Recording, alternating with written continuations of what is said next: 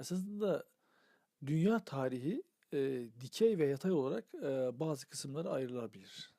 Eğer gerçekten biz dünya tarihini gayet güzel anlamak istiyorsak, dünyadaki temel dönüşümlerin vaktini, tarihini, hatta anını iyi tespit etmemiz gerekiyor.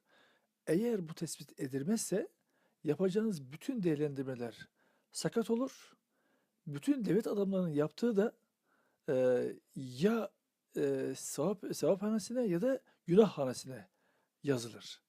Diğer bir ifadeyle ya o devlet adamının başarılı olduğunu ya da başarısız olduğuna hükmedersiniz.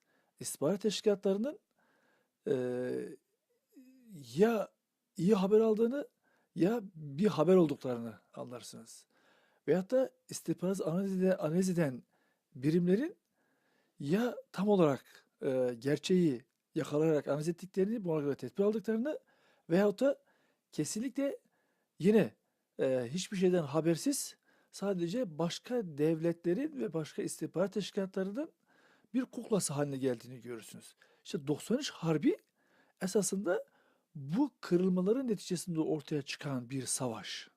Peki bunun sebebi ne? 93 Harbi'ni esasında burada Osmanlı Devleti e, tamamen bu 76 ile 78, 80 hatta 88 arası tamamen bu söylediğimiz devlet niteliğini büyük ölçüde yerine getirmemiş bir kadrodan oluşmakta.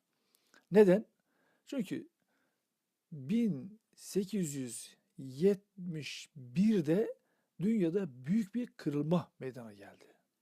Esasında bu kırılmanın tarihi 67 ile 1867 ile 73 arasındaki bu 6 yıllık dönemi içerir. Fakat tam kırılma yeri, esas yer derseniz 1971 tarihi. Peki ne bu? Bu tarih şu. e, Almanya, Fransa ve Rusya'dan, hatta Avusturya'yı da hizaya getirdikten sonra artık dünyada bir küresel devlet olarak ortaya çıktığını deklare etmemiş.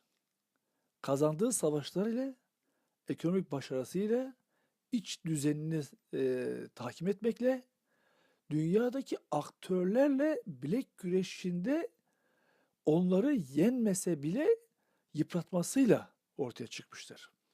Yani buradaki en güzel örnek şu esasında, burayı anlamamız açısından.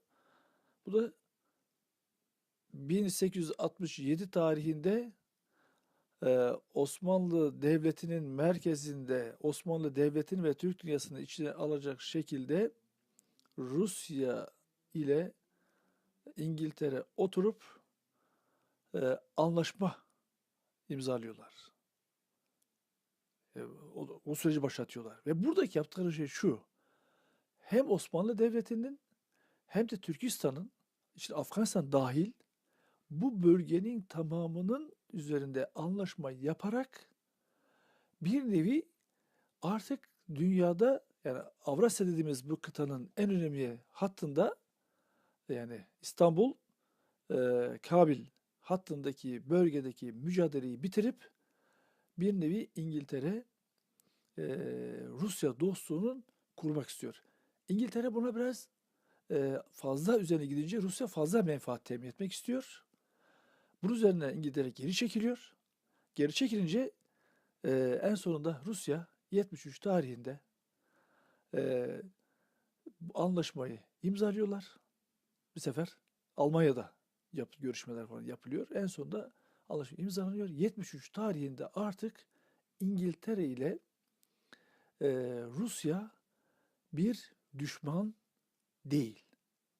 Düşman olmadığı için artık birbirini kollayan bir strateji izliyorlar.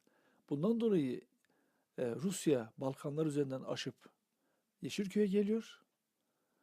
Osmanlı Devleti Abdülhamit'in saltanatının ilk yıllarında Afganistan'dan Türkistan'a doğru Ruslara doğru bir savaş yapmak istiyor. Savaşı kışkırtmak, oraya yönlendirmek istiyor. Fakat o anda Afganistan'da bunu yapma gücü yok. Çünkü İngiltere, Rusya anlaşmış durumda. Yani 71 tarihi dünyanın Birinci Dünya Savaşı'nın mukaddemesi. İlk adımın atıldığı andır.